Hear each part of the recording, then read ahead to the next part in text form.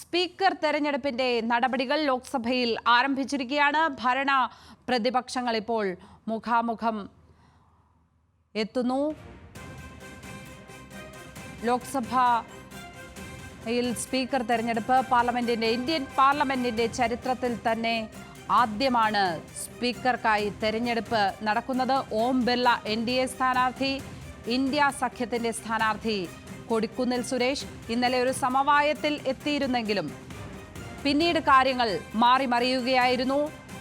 അങ്ങനെ പാർലമെന്റിന്റെ ചരിത്രത്തിൽ ആദ്യമായി ഒരു സ്പീക്കർ തെരഞ്ഞെടുപ്പിന് അരങ്ങൊരുങ്ങി. അല്പസമയത്തിനകം അവിടെ തെരഞ്ഞെടുപ്പ് നടക്കും. വിവരങ്ങളുമായി ഡൽഹിയിൽ നിന്നും ശരത് ലാൽ ചേരുന്നു. ശരത്, ഒരു തെരഞ്ഞെടുപ്പിലേക്ക് നീങ്ങണം എന്നുള്ള കാര്യം പ്രതിപക്ഷം എങ്ങനെയാണ് ആ ഒരു ആലോചനയിലേക്ക് എത്തിയത്? ഇപ്പോൾ അവിടുത്തെ നടപടിക്രമങ്ങളെക്കുറിച്ച് ആദ്യം പറയാം. ലക്ഷ്മി, ലോക്സഭാ സ്പീക്കർക്കുള്ള തെരഞ്ഞെടുപ്പ് നടപടിക്രമങ്ങൾ തുടങ്ങിക്കഴിഞ്ഞു. പ്രധാനമന്ത്രി നരേന്ദ്രമോദിയാണ് ഓം ബിർളയെ സ്പീക്കർ സ്ഥാനത്തേക്ക് നാമനിർദ്ദേശം ചെയ്തത്. തുടർന്ന് രാജ്നാഥ് സിംഗ് പിന്താങ്ങുകയും അതിനുശേഷം അമിത്ഷാ, അതേപോലെ തന്നെ ലലൻ സിംഗ്, JDയുടെ ഇങ്ങനെ ഘടകകക്ഷികള് ആൾക്കാര് വ്യക്തമായ പിന്തുണ ഉറപ്പാക്കിക്കൊണ്ട് അവരെയൊക്കെ നാമനിർദ്ദേശം ചെയ്യിച്ചുകൊണ്ടുള്ള ഒരു നടപടിക്രമമാണ് ഇപ്പോൾ നടക്കുന്നത്. നിതിൻ ഗഡ്കരി, അമിത്ഷാ, ചിരാഗ് പാസ്വാൻ തുടങ്ങിയ MP-മാർ ഇന്നിപ്പോൾ പ്രധാനമന്ത്രി അവതരിപ്പിച്ച പ്രമേയത്തെ അനുകൂലിച്ച് സംസാരിച്ചു കഴിഞ്ഞു.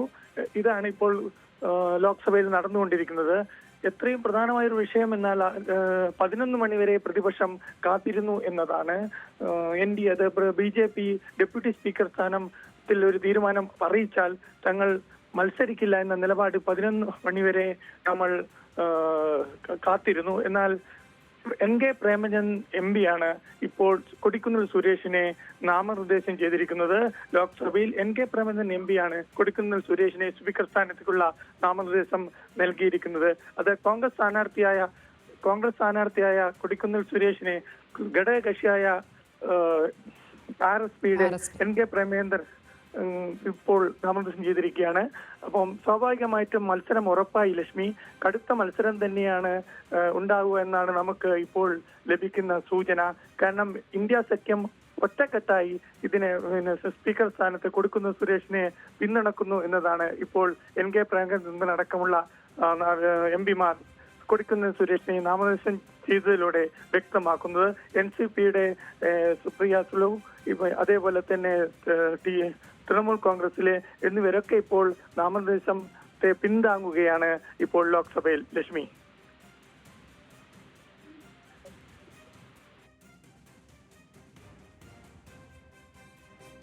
ശരത് ലാൽ, ഇന്ത്യൻ പാർലമെന്റിന്റെ ചരിത്രത്തിൽ ആദ്യമായി ഇത്തരത്തിൽ ഒരു മത്സരത്തിന് കളമൊരുങ്ങുന്നു.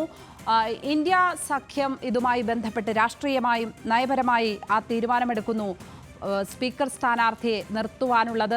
പക്ഷേ അപ്പോഴും അവിടെയും കാര്യങ്ങൾ ഒറ്റക്കെട്ടല്ല. തൃണമൂൽ കോൺഗ്രസ് കഴിഞ്ഞ ദിവസം ഇക്കാര്യത്തിൽ അവരുടെ അതൃപ്തി അറിയിച്ചിരുന്നു. ലക്ഷ്മി, കോൺഗ്രസ് തിടുക്കത്തിലെടുത്ത തീരുമാനം എന്ന ഒരു അതൃപ്തിയാണ് തൃണമൂൽ കോൺഗ്രസ് അറിയിച്ചത്. കാരണം തൃണമൂൽ കോൺഗ്രസിനോട് ആലോചിക്കുകയാണ് കൊടിക്കുന്നിൽ സുരേഷിന്റെ സ്ഥാനാർത്ഥിത്വം കോൺഗ്രസ് പ്രഖ്യാപിച്ചത്. തൃണമൂലിന് മാത്രമല്ല NCPക്കും ഇക്കാര്യത്തിൽ ഇതേ അഭിപ്രായമായിരുന്നു. തുടർന്ന് ഇന്നലെ രാത്രിയോടുകൂടി ഇരു പ്രതിനിധികളെയും, അത് ശരത് പവാറിനെ. ശരത് ലാൽ, തിരികെ എത്താം. ഇപ്പോൾ ലോക്സഭയിൽ നിന്നുള്ള തത്സമയ സംപ്രേഷണം നടപടിക്രമങ്ങളിലേക്ക് പോകുന്നു. സ്പീക്കർ തെരഞ്ഞെടുപ്പിലുള്ള നടപടിക്രമങ്ങൾ അവിടെ നടക്കുന്നു. I now put the motion moved by Sri Narendra Modi and seconded by Sri Rajnath Singh to the vote of the House. The question is that Sri Om Birla, a member of this House, be chosen as the Speaker of this House. Those in favor may say aye. Those against may say no. I think the ayes have it. The ayes have it.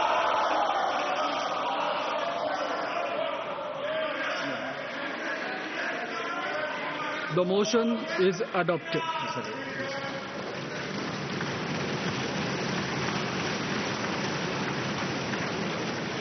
Shri Om Birla is declared elected as the Speaker of this House.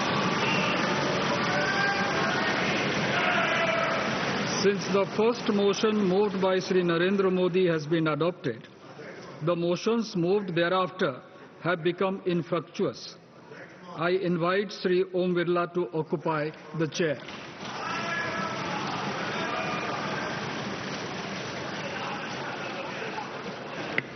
इन्होंने division force नहीं किया है, इसलिए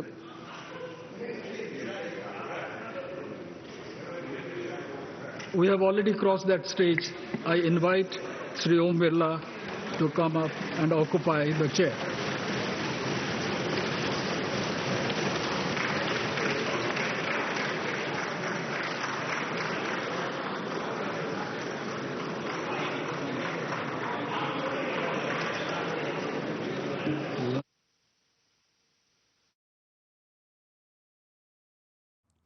പതിനെട്ടാം ലോക്സഭയുടെ സ്പീക്കറായി Om Birla തെരഞ്ഞെടുക്കപ്പെട്ടിരിക്കുന്നു. 18ാം ലോക്സഭയുടെ speaker Om Birla. 17ാം ലോക്സഭയിലും അദ്ദേഹം തന്നെയായിരുന്നു speaker. Speaker സ്ഥാനത്ത് ഓം ബിർളയുടെ തുടർച്ചയാണ് കാണുന്നത്. ശബ്ദ വോട്ടോടെ ആണ് പ്രമേയം അംഗീകരിച്ചത്.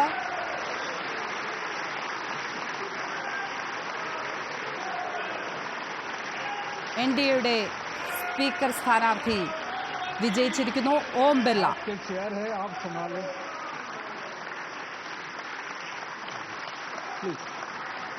കൊടിക്കുന്നിൽ സുരേഷായിരുന്നു എതിർ സ്ഥാനാർത്ഥി. പാർലമെന്റിന്റെ ചരിത്രത്തിൽ തന്നെ ആദ്യമായാണ് സ്പീക്കർ തെരഞ്ഞെടുപ്പ് നടക്കുന്നത്. സാധാരണഗതിയിൽ സമവായത്തിലൂടെ സ്പീക്കറെ തെരഞ്ഞെടുക്കലാണ് പതിവ്. പക്ഷേ ആ പതിവിന് വിരുദ്ധമായി ഒരു തെരഞ്ഞെടുപ്പ് ഇക്കുറി നടന്നു. Om Birla സ്പീക്കറായി തെരഞ്ഞെടുക്കപ്പെട്ടിരിക്കുന്നു. 18ാം ലോക്സഭയുടെ സ്പീക്കറായി Om Birla തെരഞ്ഞെടുക്കപ്പെട്ടിരിക്കുന്നു.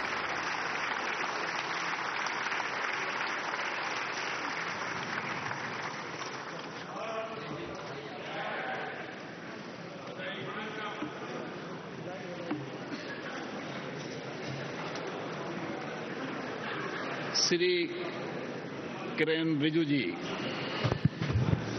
Honorable Speaker, sir, before the business could begin, I would like to thank Sri Bhartruhari Mehtab, who has discharged his duties as Speaker pro tem.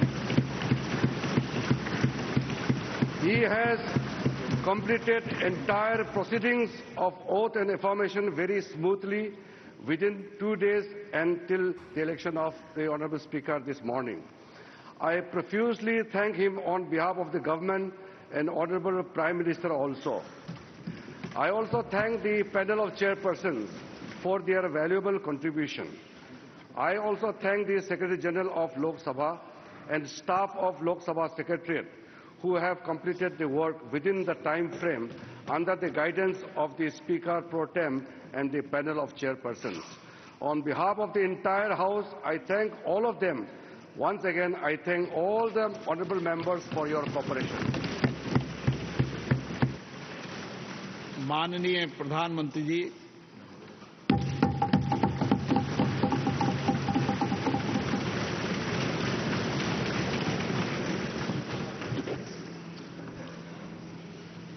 आदरणीय अध्यक्ष महोदय, ये सदन का सौभाग्य है कि आप दूसरी बार इस आसन पर विराजमान हो रहे हैं। आपको और इस पूरे सदन को मेरी तरफ से मैं बहुत बहुत बधाई देता हूं।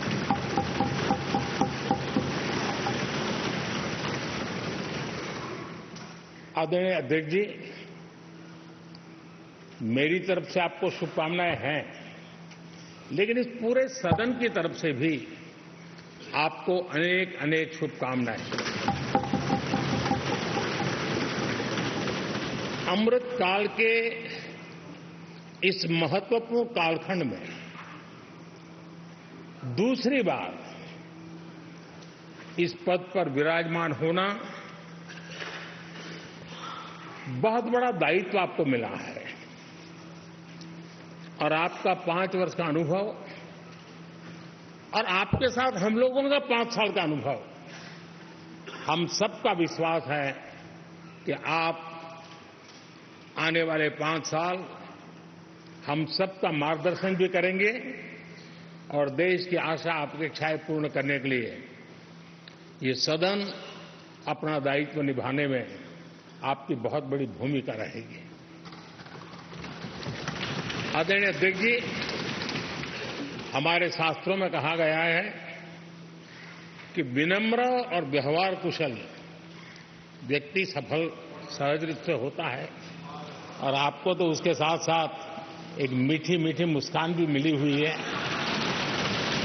आपके चेहरे को ये मीठी मीठी मुस्कान पूरे सदन को भी प्रसन्न रखती है। मुझे विश्वास है आप हर कदम पर नए प्रतिमान, नए कीर्तिमान गढ़ते आए हैं। 18वीं लोकसभा में स्पीकर का कार्यभार दूसरी बार संभालना, ये अपने आप में एक बड़ा नया रिकॉर्ड बनते हम देख रहे हैं। श्री बलराम जाखड़ जी, वो पहले ऐसे अध्यक्ष थे जिन्होंने 5 साल कार्यकाल पूरा करके फिर दोबारा उनको स्पीकर बनने का अवसर मिला था। उसके बाद आप हैं जिन्हें 5 साल पूर्ण करने के बाद दोबारा इस पद पर आसीन होने का अवसर मिला। गत 20 साल का एक ऐसा कालखंड रहा है कि ज्यादातर स्पीकर या तो उसके बाद चुनाव नहीं लड़े हैं या तो जीत करके नहीं आए हैं। आप समझ सकते हैं कि स्पीकर का काम कितना कठिन है कि उसके लिए दोबारा जीतना मुश्किल हो जाता है, लेकिन आप जीत करके आए हैं, इसके लिए एक नया इतिहास आपने गढ़ा। आदरणीय अध्यक्ष जी, इस सदन में ज्यादातर हमारे सभी माननीय सांसद आपसे परिचित हैं, आपके जीवन से भी परिचित है। और पिछली बार मैंने इस सदन में आपके संबंध में काफी कुछ बातें रखी भी थी और मैं आज उसको दोहराना नहीं चाहता हूं, लेकिन मैं एक सांसद के रूप में और हम सभी सांसद के रूप में आप जिस प्रकार से एक सांसद के नाते काम करते हैं, ये भी जानने योग्य है और बहुत कुछ सीखने योग्य है। मुझे विश्वास है कि आपकी कार्यशैली एज ए सांसद भी हमारे जो फर्स्ट टाइमर सांसद हैं, हमारे युवा सांसद हैं, उनको जरूर प्रेरणा देगी। आपने अपने कार्यक्षेत्र में, संसदीय क्षेत्र में स्वस्थ मां और स्वस्थ शिशु एक कमिटमेंट के साथ जो अभियान चलाया है और सुपोषित मां, इस अभियान को आपने जिस प्रकार से अपने क्षेत्र में प्राथमिकता देकर के खुद को इन्वॉल्व करके किया है, वो वाकई प्रेरक है। आपने कोटा के ग्रामीण क्षेत्रों में हॉस्पिटल ऑन व्हील्स, ये भी एक मानव सेवा का उत्तम काम, जो राजनीतिक कामों के सिवाय करने वाले कामों में आपने किया है, वो भी अपने आप में गांव-गांव लोगों को स्वास्थ्य सेवाएं पहुंचाने में मदद कर रहा है। आप नियमित रूप से गरीबों को कपड़े, कंबल, मौसम के अनुसार छाता की जरूरत है छाता, जूते, ऐसी अनेक सुविधाएं समाज के आखिरी तबके के जो लोग हैं उनको खोज करके पहुंचाते हैं। खेलों में प्रोत्साहन देना आपके क्षेत्र के युवकों में, यह आपने एक प्राथमिकता के रूप से काम उठाया है। आपके पिछले कार्यकाल में 17वीं लोकसभा में मैं कहता हूं कि संसदीय इतिहास का वो स्वर्णिम कालखंड रहा है। आपकी अध्यक्षता में संसद में जो ऐतिहासिक निर्णय हुए हैं, आपकी अध्यक्षता में सदन के माध्यम से जो सुधार हुए हैं, ये अपने आप में एक सदन की भी और आपकी भी विरासत है। और भविष्य में 70वीं लोकसभा के संबंध में जब विश्लेषण होंगे, उसके विषय में लिखा जाएगा तो भारत के भविष्य को नई दिशा देने में आपकी अध्यक्षता वाली 70वीं लोकसभा की बहुत बड़ी भूमिका रही है। आदरणीय अध्यक्ष जी, 17वीं लोकसभा में नारी शक्ति मंदन अधिनियम 2023, जम्मू कश्मीर पुनर्गठन विधेयक, भारतीय न्याय संहिता, भारतीय साक्ष्य बिल, भारतीय नागरिक सुरक्षा संहिता, सामाजिक सुरक्षा संहिता, digital personal data protection bill, मुस्लिम महिला विवाह अधिकार संरक्षण विधेयक, transgender persons protection of rights bill, consumer protection bill, direct tax, विवाद से विश्वास विधेयक, सामाजिक, आर्थिक और राष्ट्रीय महत्व के ऐसे कितने ही महत्वपूर्ण ऐतिहासिक कानून 17वीं लोकसभा में आपकी अध्यक्षता के अंदर इस सदन ने पारित किए हैं और देश के लिए एक मजबूत नींव बनाई है। जो कार्य आजादी के 70 साल में नहीं हुए, आपकी अध्यक्षता में इस सदन ने इसको करके दिखाया। आदरणीय अध्यक्ष जी, लोकतंत्र की लंबी यात्रा में कई पड़ाव आते हैं। कुछ अवसर ऐसे होते हैं जब हमें कीर्तिमान स्थापित करने का सौभाग्य मिलता है। 17वीं लोकसभा में उपलब्धियां, मुझे पूरा विश्वास है देश आज भी और भविष्य में उसका गौरव करेगा। आज देश अपनी आकांक्षाओं की पूर्ति के लिए भारत को आधुनिक बनाने की दिशा में जब हर तरह से प्रयास हो रहे हैं, मैं मानता हूं कि ये नया संसद भवन भी अमृतकाल के भविष्य को लिखने का काम करेगा और वो भी आपकी अध्यक्षता में। नए संसद भवन में हम सबका प्रवेश आपकी ही अध्यक्षता में हुआ और आपने संसदीय कार्यप्रणाली को प्रभावी और जिम्मेदार बनाने का कई महत्वपूर्ण फैसले लिए हैं और इसलिए लोकतंत्र को मजबूती देने में मदद मिली है। लोकसभा में हम पेपरलेस डिजिटल व्यवस्था से आज काम कर रहे हैं। पहली बार आपने सभी माननीय सांसदों को ब्रीफिंग के लिए एक व्यवस्था खड़ी की। इससे सभी माननीय सांसदों को भी आवश्यक रेफरेंस मटेरियल मिला। उसके कारण सदन की चर्चा अधिक पुष्ट हुई और ये आपका एक अच्छा इनिशिएटिव था जिसने सांसदों में भी विश्वास पैदा किया। हाँ, मैं भी कुछ कह सकता हूं, मैं भी अपने तर्क दे सकता हूं एक आपने अच्छी व्यवस्था को विकसित किया है।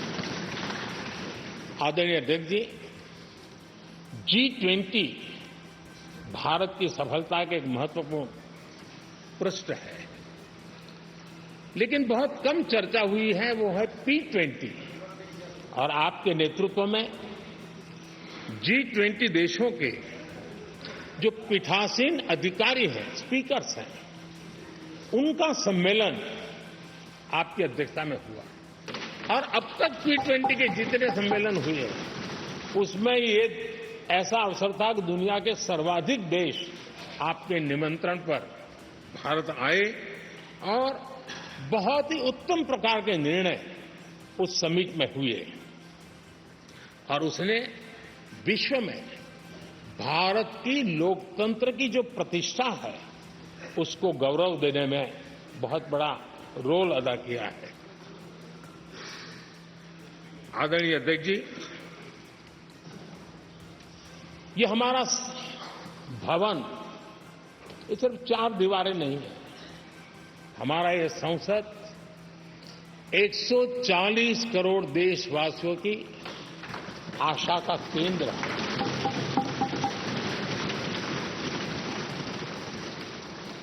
संसद की कार्यवाही, जवाबदेही और आचरण हमारे देशवासियों के मन में लोकतंत्र के प्रति जो उनकी निष्ठा है उसको और अधिक मजबूत बनाता है।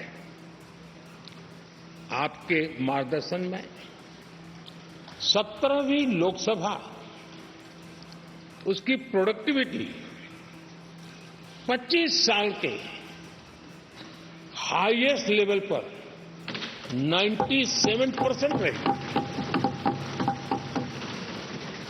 और इसके लिए सब माननीय सदस्य तो अभिनंदन के अधिकारी हैं, लेकिन आप विशेष अभिनंदन के अधिकारी हैं। कोरोना जैसे मुश्किल कालखंड में आपने हर सांसद से व्यक्तिगत फोन पर बात करके उनका हाल पूछा। कहीं किसी सांसद की बीमारी की खबर आई तो आपने सदन के अध्यक्ष के नाते व्यक्तिगत रूप से उसकी चिंता की और वो सभी दल के सांसदों से जब मुझे सुनने को मिलता था मुझे बड़ा गर्व होता था कि जैसे आप इस सदन के परिवार के मुखिया के रूप में उस कोरोना कालखंड में भी व्यक्तिगत चिंता करते थे। कोरोना काल में भी आपने सदन का काम रुकने नहीं दिया। सांसदों ने भी आपके हर सुझाव को सर आंखों पर चढ़ाया।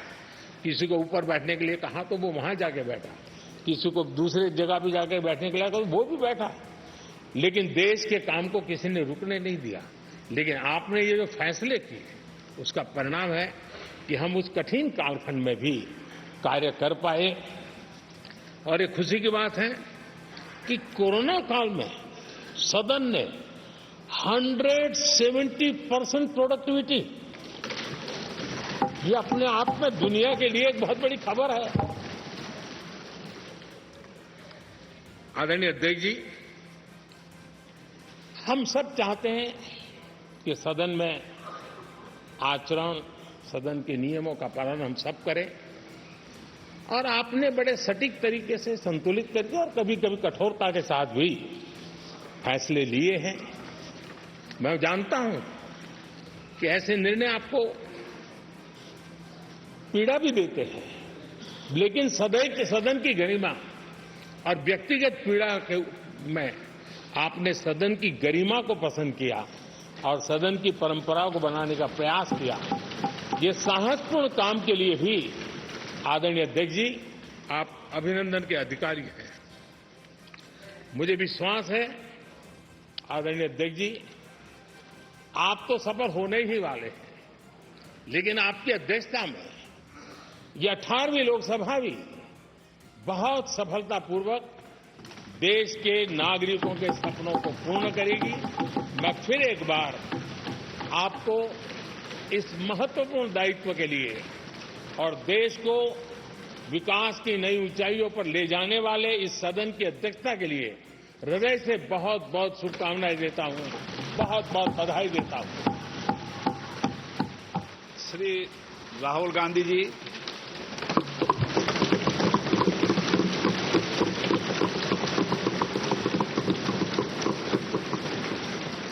Speaker, sir, I'd like to congratulate you for your successful election. For the second time that you have been elected, I'd like to congratulate you on behalf of the entire opposition, on behalf of the India Alliance. Speaker, sir, this House represents the voice of India's people. And you, Speaker, sir, are the final arbiter of that voice. Of course, the government has political power, but the opposition also represents the voice of India's people. And this time, the opposition represents significantly more voice of the Indian people than it did last time. Speaker, sir, the opposition would like to assist you in doing your work. We would like the House to function often and well. Speaker, sir, it is very important that cooperation happens on the basis of trust. It is very important that the voice of the opposition is allowed to be represented in this House. I'm confident that you will allow us to represent our voice, allow us to speak, allow us to represent the voice of the people of India. Speaker, sir, the question is not how efficiently the House is run. The question is how much of India's voice is being allowed to be heard in this House. So the idea, Speaker, sir, so the idea that you can run the House efficiently by silencing the voice of the opposition is a non-democratic idea. And this election has shown that the people of India expect the opposition to defend the Constitution, the Samvidhan of this country.